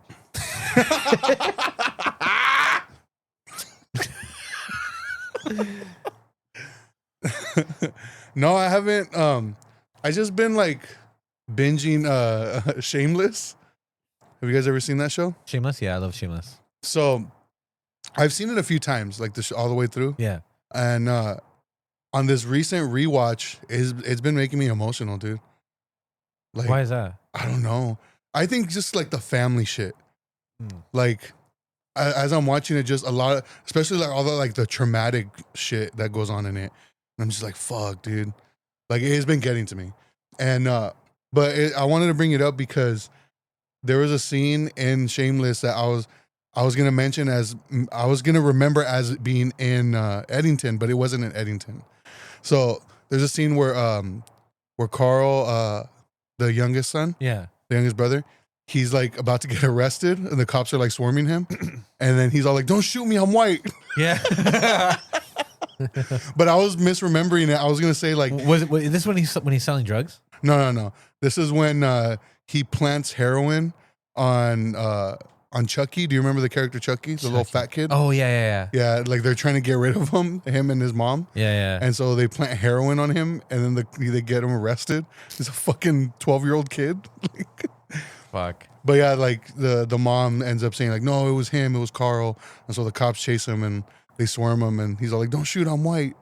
But I was misremembering it because I was gonna say like, doesn't he say at the end of Eddington after he saves Joaquin Phoenix, like when the cops show up, doesn't he say like, don't shoot me, I'm white? But no, that's from Shameless. Oh. That would have been funny though. That would have been funny. Shameless is a good show, dude. Yeah. And the reason I started rewatching it was because I was on TikTok and somebody had posted a scene from it, and it was when do you remember the characters' names? Yeah. Monica, their mom. Yeah. When she comes back the first time. Yeah. And then she's trying to take Liam. Uh-huh. And so there's like this big old like commotion in the house, and then her and Fiona are like arguing, and then she tells Fiona's like, it's like, but I'm his mom, and then she's like, but you were also my mom, and she starts crying. Dude, that shit got me. I was like, fuck. Yeah. But I saw that on TikTok, and I was like, I'm gonna rewatch Shameless. So I've been rewatching it. Dude, that's a good show, man. I love that show. It is a really good show. It kept me. It's hard not to binge that show. Yeah. Have you ever seen it? I did. I couldn't get into it. I was gonna say I don't think you'd be into it. Nah. I seen. You don't like emotional stuff. Well, I mean, but it's also like really fucking ridiculous. Yeah, I think that's why I couldn't get into it. But like, I mean, And it not was like, emotional. but it's not. I don't think it was like stupid ridiculous. You know, No. where it's There's two shows that were super popular that I tried, on more than one occasion. I just couldn't get into it. One of them was that show, and the other one was Orange is the New Black. I just could not get into That it. one was finished that one. okay. I liked that one, but it wasn't like my favorite. Yeah, I remember it was like everyone was talking about it, dude. So when it comes to Orange is the New Black, I liked it. I think it started off strong. It did, but I also feel like because it's based on a real person, like the girl, it's like her Orange? real story. The writer or something like that. The It's like, orange, the actual orange okay. from like Cartoon Network. No, so the first season is like based on her. After that, it's like all like new. fabricated, yeah. Yeah. I felt like the season 2 and onward was more interesting than the first season. Like like almost every other character had a more interesting story than the main character. Yeah. But I don't know. I kind of I remember there being an episode because they also tap into like ICE raids and like immigrant people getting deported and shit. Like especially inmates. Dude, that shit was those episodes were pretty heavy. Like holy fuck. But no, I liked Orange is the New Black. Yeah, I liked it too. But like I said, it wasn't like my favorite. You know what I Yeah. mean? If that makes sense. But that's definitely something I don't think you'd get into. So Nah. yeah. Yeah. Women. Oh my god. Jeez. You're so dumb, dude. So I started a book, Oh, really? What'd you watch? Or read? What channel? The Hungry Caterpillar. I'm on page 2. Damn. That's funny. I know. No, I started My Damage, which is a memoir. It's the chronicles of the life and career of Keith Morris from From Circle Jerks? Circle and Jerks, Black Flag. Yeah. I don't think I'm halfway there yet. I'm like on chapter 8. So I'm like maybe like 1/3, a little more than 1/3. Is it kind of like similar? Would you say from what you can assess so far, kind of like the John Joseph book, like the Cro-Mags one? I've never read that one. That one's I good. imagine it's- that one's tight. I mean, I don't know if it's the same like. Does it seem like it would be the same as that? I don't know. I don't know what book he's talking. Like I know who Keith Morris is, but I'm not familiar with the book. But if it's like memoirs, it's like kind of just like It starts like from like his early years and kind of leads into how he got into punk. And, Oh, then yeah. okay. And then I imagine it's gonna go like right now. It's barely like when the first shows of Black Flag. Like I'm right there. Okay. So it hasn't even gotten to Circle Jerks yet. But yeah, dude, it's so interesting, dude. This guy is fascinating because He's like 70 years old and he's still fucking ripping, dude. yeah, he's in that band Off, which I mean, not a big fan, but I mean he's doing his thing, dude. You know, like, but I always said, man, like Black Flag, not a big fan, but with Keith Morris, those first early years, dude, I fucking love, dude. They had those like really classic, super simple 1-minute songs, and I fucking loved it. I agree. There's like several songs from the like Henry Rollins era that I like. Mm-hmm. There's a couple songs like from like was it Chavo or whatever. But like the ones that I think are the best Those early are years, all the early ones with the Keith Morris shit, dude. Yeah, like I- those are the best. That to me that is when I think of Black Flag, my brain immediately goes to those songs. Yeah, I feel like the majority would go to Henry Rollins, but I immediately go to like Same. Keith, dude. Like that, his voice with that guitar, like it's so iconic to me, dude. Yeah, every time I hear it, Yeah. I feel like I can't help but to start imagining like, because I hear it and I'm like, damn, this is fucking tight, you know. Mhm. And I imagine like what it felt like to be like someone who witnessed that for the first time at that time. Yeah, dude. You know what I and mean? Like, yeah, it's crazy, dude. Because he talks about like, you know, like where he grew up and how when he moved to Hermosa Beach when he was like a little kid, and he was talking about like he was like the short, skinny kid, so like he can never get into sports or like, so he didn't really fit in. He was like a misfit, and like even with punk, like he said that, you know, like he didn't that- quite fit in. yeah, because he didn't dress like a punk. He just wore like, he said he would just wore like flannels and jeans and some Vans. Like he said, like, you know, like the fashion thing with punk in the UK was massive, even in New York while it was happening. And he was talking like he started listening to that, but even before he got into punk, like, he was talking about how he saw like David Bowie live and like all these bands, like big bands now. Like he saw AC/DC when they first did the first US tour, and he was just saying how he was so hyped, and then like then the punk stuff came a little later, and like how nobody was really doing that in California. Like it wasn't at that. It hadn't made its way this way like that Yeah, yet. no, it was It's still like East Coast in Europe. yeah. Like in New York, it was like the shit at that time. But he's like, why isn't that happening here? And like that's when him and that guy Greg, the guitarist of Black Flag, started writing songs and all that, and how it became like it kind of organically came. Like it wasn't never like oh, but me and you're gonna start band. Like there was like he even mentions like how there was never that moment where like he was at a show and was like, oh, I know what I'm gonna do for the rest of my life. Like he's very realistic. He's like that shit never happened. Yeah. Like we were just like hanging out and we wanted to make some music, and it talks about like the struggles that came in. It wasn't until like later on they went through like 5 different bass players until they got one that was like, I'm only gonna do this if you guys are like on it. Like he's like, if we have practice and we have a schedule. And he said that if it wasn't for that guy, I don't remember his name, like Black Flag would have never happened. Oh, because shit. like he said, we fucked around too much. He's like, this guy kept us in line. So he was on like, okay, so-and-so days we're going to practice and blah, blah, blah. And then he talks about how, like, those first couple shows, how people fucking hated it. They didn't know what the fuck they were looking at. And it's weird to think that there was that time, dude, like where everyone was just into like Thin Lizzy and shit like that, like, yeah. And like he said that they would throw bottles at them, like spit at them, and just like they were just hated, like they would get fucking I came here to see rock, not this whatever the fuck this is. Yeah, and because it was like that really like OG punk that was like so simple and fast and kind of like sloppy almost, like it was just like, yeah, people didn't know what the fuck it was. Yeah. And, he talks about like how his dad was like, oh yeah, like he would give him shit for listening to that because he's like a big jazz guy. And he was like, yeah, like, he's like, well, like I'm going to go to a jazz show. They're not going to play none of that queer shit. Like stuff like that, like, so that's where I'm at the book. Like those few shows that were kind of like, they're still getting a lot of shit. So they haven't hit like their prime yet, I guess, or whatever. Okay. So that's cool. Yeah, so it's interesting, dude. I can't wait till it gets like into the Circle Jerks era, just because like the Circle Jerks was one of like the first punk bands I got into. Like I assume a lot of people too. Yeah.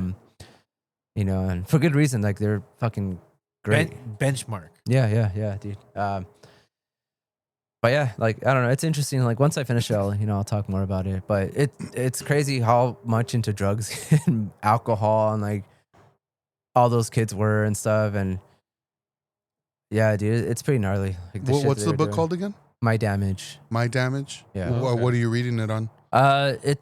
It's on Spotify. It's read by I don't remember. He sounds like the narrator of The Sandlot.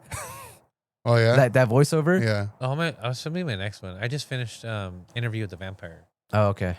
Yeah, so I'll check that one out. Yeah, it's interesting, dude. Like I haven't been bored. Like it's been so like interesting. Like just because the way it's written, it just seems like he's just such a down to earth guy, dude. That's dope. Like he's just like he keeps it simple. Like he talks about like all his bad shit. Like he doesn't like glamorize anything. Like the only times he got he romanticizes things is like when, like I said, that bass player, how he was saying that he's like, man, that guy was the heart of the band because he made us on get on a schedule, and like he kind of like pushed us to be better musicians and practice shit that we wouldn't have done unless it was for him. But yeah, it's interesting, dude.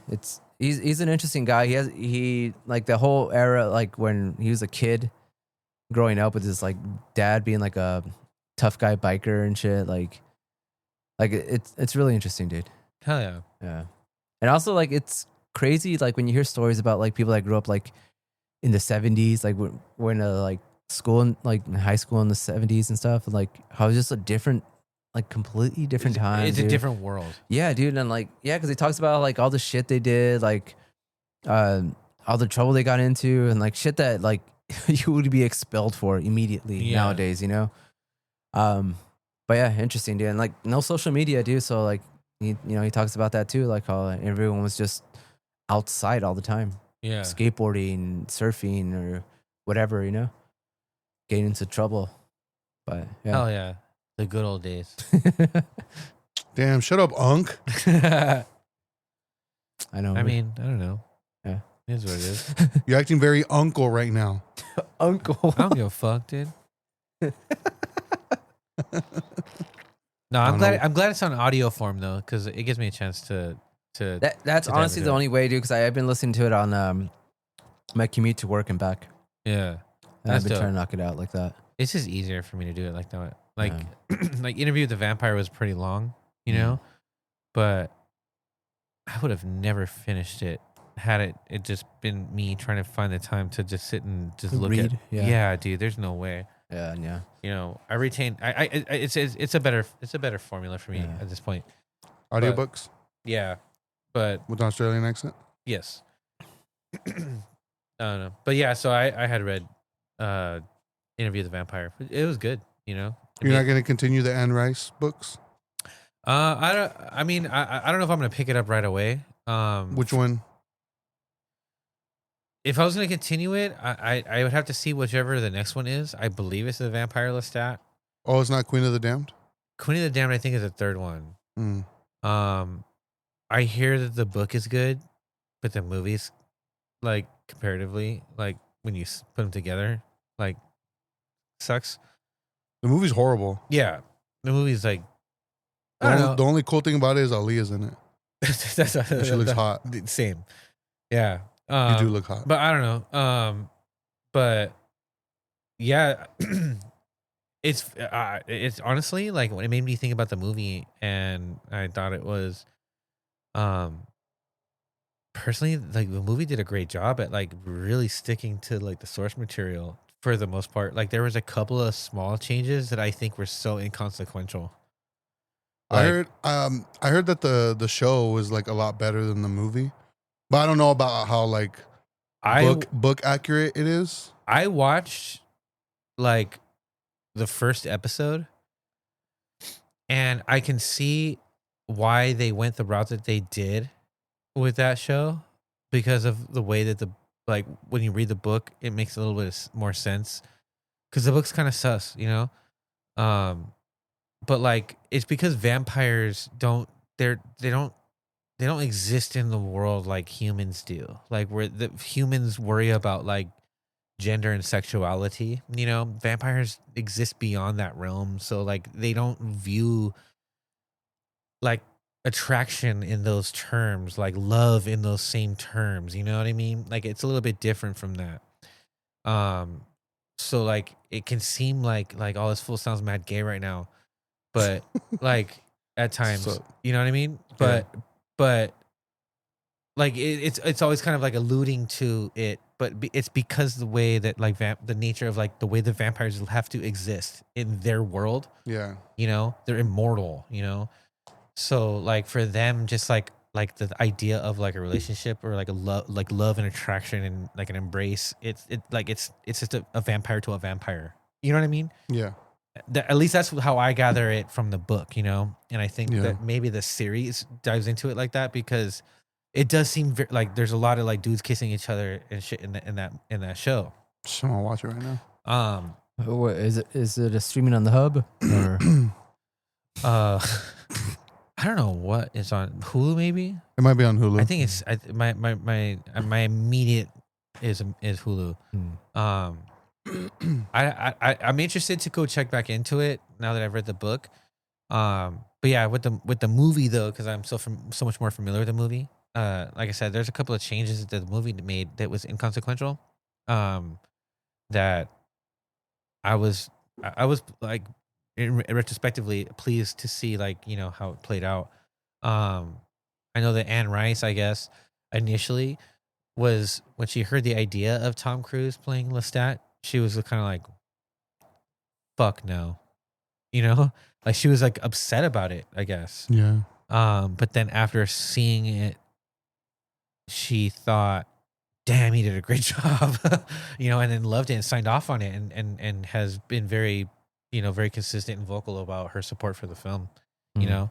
Like I said, a couple of changes were like in the movie, like Lestat had a wife and a kid that had passed away, or no, sorry, Louis, the Brad Pitt's character, had a wife and a kid that passed away, but in the book he had a brother that he was close to.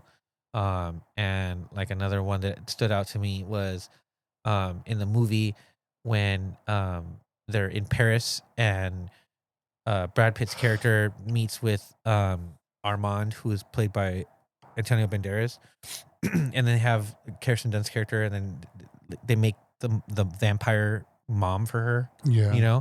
And then those vampires, like they lock them in that thing where the sun turns them to ash, and then they put Louis in the wall, and Armand saves him. There's no Lestat in that scene at all whatsoever in the film. In the book, they don't act on their impulse because they are suspicious of them killing a vampire, because it's not customary for a vampire to kill someone like so young. To see a 5-year-old vampire is mad sus, right?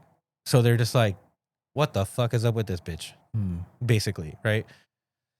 So in the movie, those other vampires, like, they go to kill them because they suspect them of having killed another vampire, but there's no way that they had been able to prove it.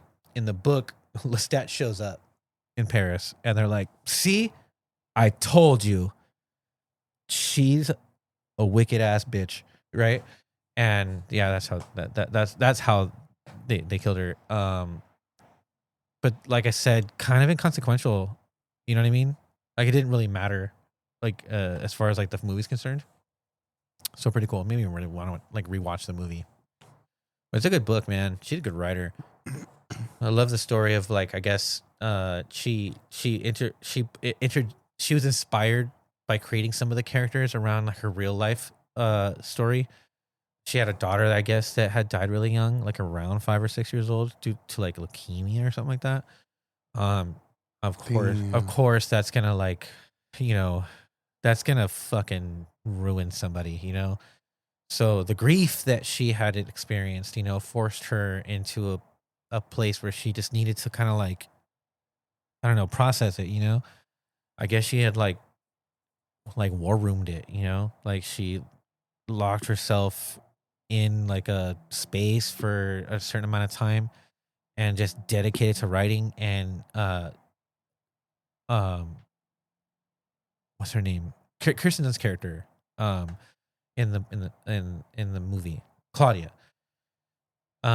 She's basically inspired by her daughter, and I guess like because of the whole, there's a connection between like in the story of in the book and in the movie where like they make the other lady into a vampire to be her mom. She's a doll maker. There's a connection. I can't remember off the top of my head what it is, but I guess there's a connection between that and like in her real life with like a doll maker having something to do with like her daughter and stuff. So she was able to process a lot of her grief into writing that story. Yeah, and then interjected a lot of that. And she's just a really good writer. And I've been really inspired by really reading like a lot of like romanticism type stuff from women authors after reading Frankenstein.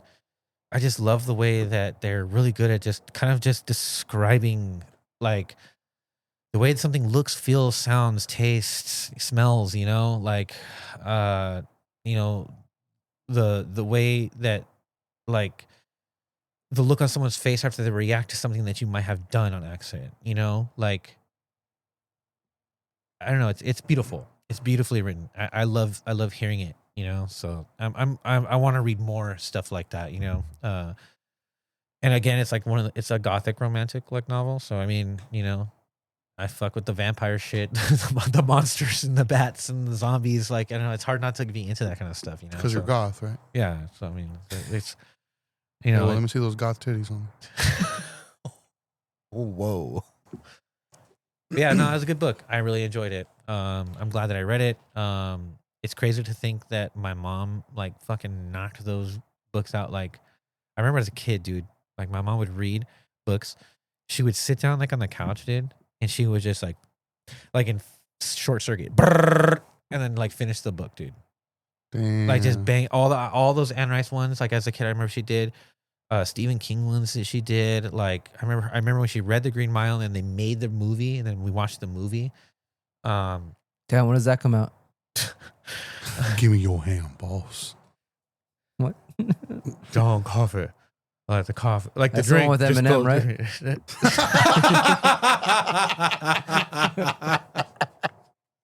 No, you stupid ass. That's 9 Mile, dude. Oh, No, but you had mentioned Frankenstein. I don't know if you guys saw that, like the font that Guillermo del Toro used for Frankenstein. Mhm. That's actually Mary Shelley's handwriting. Yeah. And there's going to be a physical media release of it. Yeah, Yeah. of Mary Shelley. Yeah.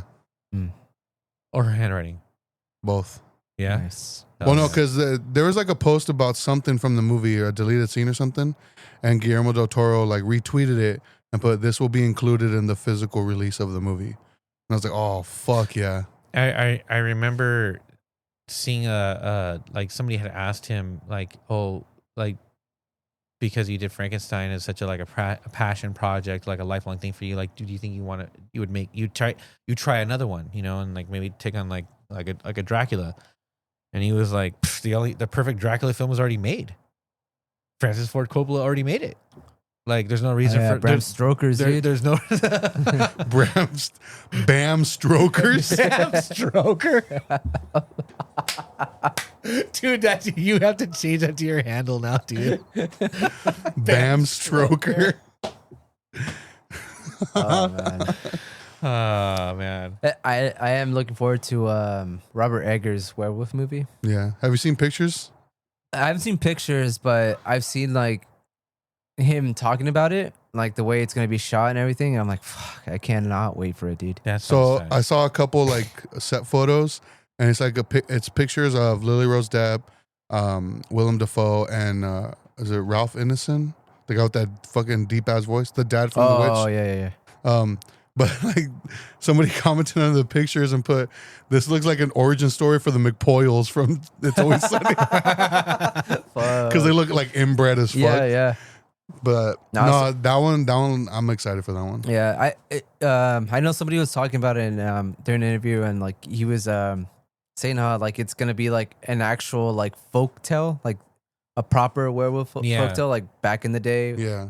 Like Well, I it's mean, not it's gonna, Robert Eggers. So. Yeah, so it's not gonna be like your like. Well, I did enjoy the one that what's his name made. Oh, the one that we talked about not too long ago. Wolfman. Yeah. I thought that one was an interesting take on it. Yeah, that one was cool. Yeah. I enjoyed that one a lot. But I guess this one's gonna be like super violent, like scary. Like he's gonna try to make it, you know, kind of like what he did with Nosferatu. Yeah. Where, you know, it wasn't just your typical vampire film. you know? Yeah. Because he's going back to like, I forgot whenever that shit first started. So It's gonna be something of a period piece, I suppose. for sure, yeah, because it's cool. even being shot like I was in gonna the same, aspect ratio as whatever time period that. Yeah, because all the ones that have been as of late have just been more contemporary. Yeah, Like Yeah. I like, what is the most recent werewolf movie? Wolfman. But Wolfman wasn't that was more like modern.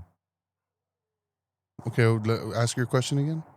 So like all the like werewolf movies recently, they've all been like at the time. like they've been more like contemporary times. Yeah. Like they're happening right now. Like werewolf, like as if we went camping, Yeah, and we yeah, ran yeah. to a werewolf, right? Yeah. But you're saying he's gonna like it's coming take from it back in the the day. origins of the folklore tale, like that, like give or take that era. Yeah.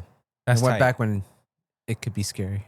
That's tight. Now everyone has phones, so nothing's Exactly. scary anymore. Yeah. Cars to get in and drive away in. That's you why know? like horror movies from like the 80s, like that take place during those times, 70s or 60s even, like you have to do it during that time because Yeah, it's like, just, you had to- everything was so much more unsafe. Yeah, like, and you run into like a cabin or something, and then there's like a two-way radio, and you're like, oh shit, and you're trying to find the frequency. Yeah. Anybody hear me? You know, like, and that's the closest you can get to technology. Yeah, there's like no Ring cameras to fucking Exactly. be like, hey, there's a giant fucking werewolf standing outside. Like, you Yeah. can't. It's all fucking 4K. Like, it's like, hey, what's up? 911, come tell me your emergency. Yeah, there's a fucking werewolf outside. No, dude. That's what's up. That is what it's up. Did you guys see the shots that they have released for the Zelda film? Oh yeah. What do you think? I just saw the shot of Zelda and Link. What I do you didn't see think? anything like set wise or nothing like that. Yeah, that's the only one I've seen. I think that's the only one they have out there. Is it real? It's gonna be live action. Yeah, it's real. It's live action. Those yeah. are real. Yeah, Okay. yeah. And it looks like, from what it looks like, it's might be kind of like a mix of different Zelda like eras and games, because if you look at them, the costumes they're wearing are from two different games. Yeah. You know, but I mean, so I guess you could suspect to kind of it being a little bit of a maybe a mess, like as far as like where they're at, when, you know, I'm not too well versed in it like that, you know. I'm interested enough in it to watch it, but no, I'm not like I'm not someone who knows like the lore of that stuff. So, but yeah, I thought it looked cool. You know, I'm not mad at it. I kind of low key always thought that they could benefit from making a Zelda movie. Oh yeah. I always thought that was a great idea. You know, nobody's done it yet. You know, or not at least in live action like that, like an actual film. So I'm eager to see how that turns out. You know, from what I saw, it looked dope. You know. You ever see that show on Comedy Central called Drawn Together? Mm-hmm. You know what I'm talking about? Yeah. No. It was supposed to be like a reality show for like cartoon characters, but they're like knockoffers because they can't use the actual characters. Mm-hmm. But it's like they get put into this house to live together, but it's essentially Superman, Link, Pikachu, is it Porky Pig? I think so. It sounds like Super Smash Bros, dude. Betty Boop. But they all like their names are completely different. yeah. And then they say like Link's character is obviously super fucking gay, but he's constantly like, I'm on a never ending quest to save my girlfriend. And then Superman, the Superman character, is like super misogynistic and like a womanizer. And like he says something like, oh, and the Josie and the Pussycats, like the black girl from Josie and the Pussycats is a part of it too. And dude, the show is fucking crazy. I had forgotten all about that show, dude. It is raunchy as hell. Yeah. I feel like it sounds so familiar. Like I feel like I've seen it before, but I just can't. I'm drawing a blank. Dude, it shows like Betty Boop getting drunk and naked. And she has like the saggiest titties ever. Yikes! And she has like that cottage cheese ass too, huh? Yeah. Where it's like, yeah, dude. Damn, so she's hot. Yeah. Yeah. Yeah. Hell yeah! But like the Superman character says something, and then he says something along the lines of like, oh, like something about black women, like beautiful black women. And then that's when the Josie and the Pussycats like character walks in, and he goes, "Oh my goodness!" Like he thinks he has this power, so he says something like, "Oh, nobody wants like an underage little handsome boy to walk through the door right now." And then he looks at the door, but nobody wants. Just giving himself away. Oh man. Dude, Oh my gosh! like I don't think it's streaming on anything. I just remember because we were talking about Link and Zelda, but oh, dude, that shit is fucking crazy. That was one of those that I remember like thinking like this is like up there with like South Park because of how raunchy Yeah. it is.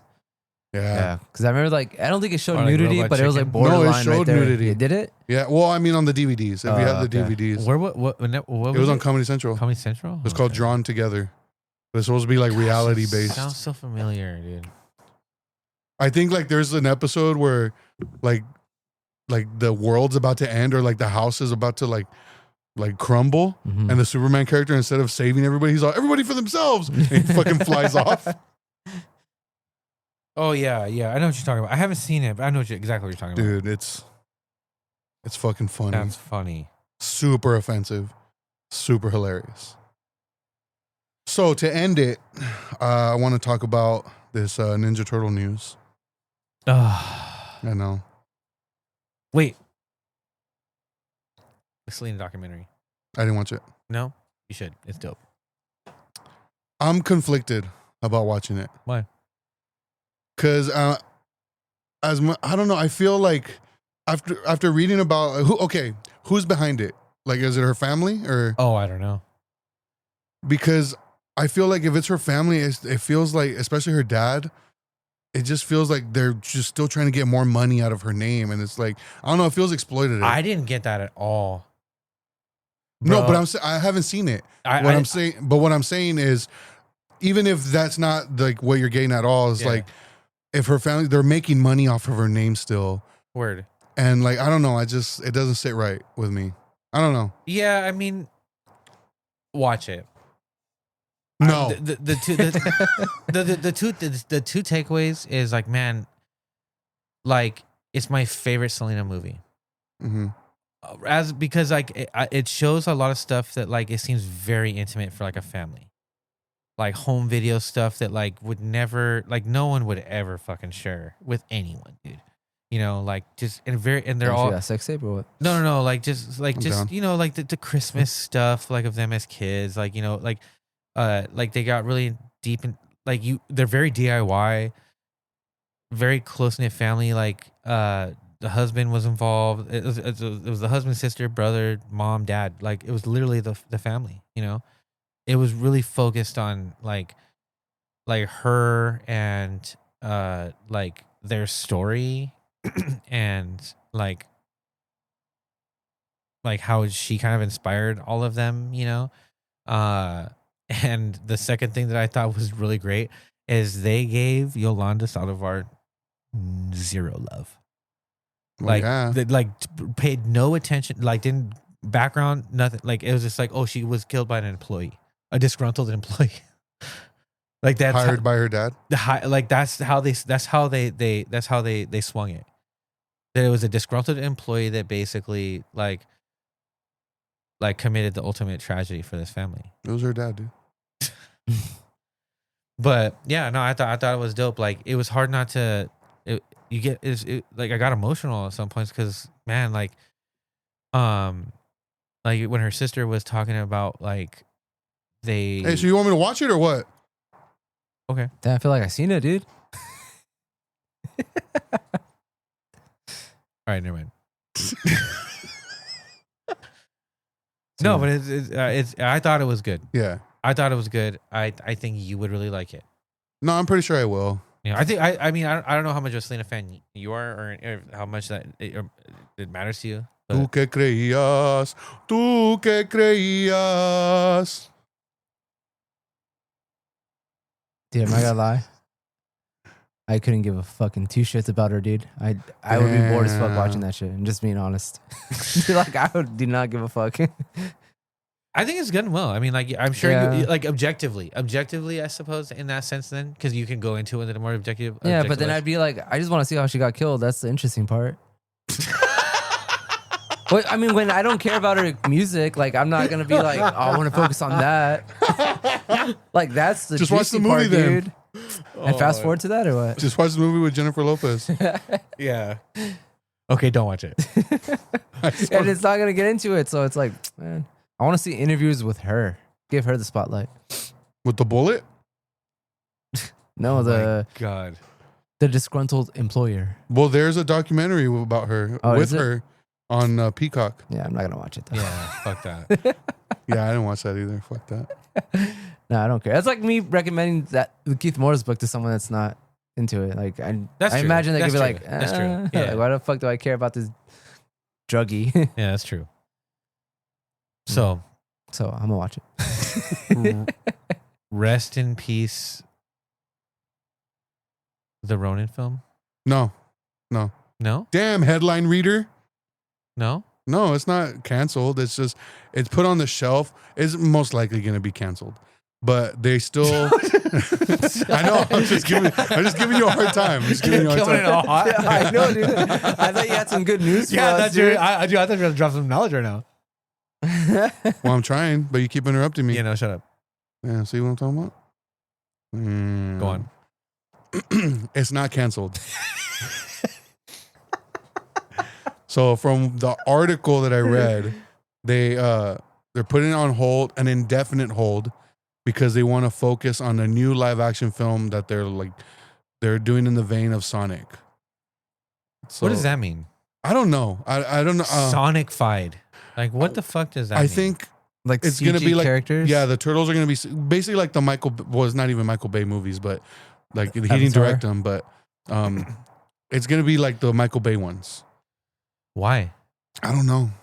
I forgot I that they hate made that. those, dude. I didn't like those. There's like things about them that I thought were cool, but no. I feel like you can't really put actors in costumes like that anymore nowadays. Like the originals. Yeah. Yeah. I feel like that type of magic is gone unless it's like a super indie film. Like I don't feel like a big blockbuster is going to do that to actors anymore. It's So just- I feel like the only way to go would be CG. yeah, it's more efficient that way, I guess. but I mean, I it sucks because I mean I would love for them to bring that back. But Well, I don't even mind the CGI element, right? As long as it's done well and they look cool, like just make them look cool. yeah, dude. But I feel like it's also like you can always tell it's CG. Like no matter what, you can always tell, and I feel like it's gonna take me out no matter what, unless the whole thing is like animated or whatever, you know. Like the latest one they did, The what? like the latest one that they did with the Mutant like, Mayhem. Mutant Mayhem. Oh, I didn't watch that. Yeah, I thought That one's good. I thought like that one was dope. Yeah, I like And that I one a lot. love the fact that it was animated like that because like they avoided that problem altogether. Or even like you had sent me like a long time ago, like somebody did a fan edit, and it was like the old school turtles, like they were fighting a bunch Oh of yeah. like something like that. I feel would be even better, where like the entire thing is computer generated, and I feel like that I will be like way more like into than like stuff that's like CG pasted into the real world, you know? Just because I feel like it never blends in 100%. Yeah, because like it's just not real. Yeah, I see what you mean. Yeah. like you'd have don't call it live action. yeah, You can't call it live action then, because then you'd have to render the environment yeah, to yeah. match the characters, and now it's no longer live action. It's an animated feature. Yeah. And I feel like it's just because the first one is so fucking like it still holds like very strong. Like it's still a great movie, dude. Even the second one, like the second one too, like no, but I mean even the second one, like just like the costumes themselves, like they weren't as good. But I think that a lot of that had to do with like the directing of the movie though, because Yeah. the lighting and everything. true. But it was still good. But Like you don't, when people think about Ninja Turtles movies, those are the only two that people think of. yeah, The first and the second, you know, like people disregard the third, you know.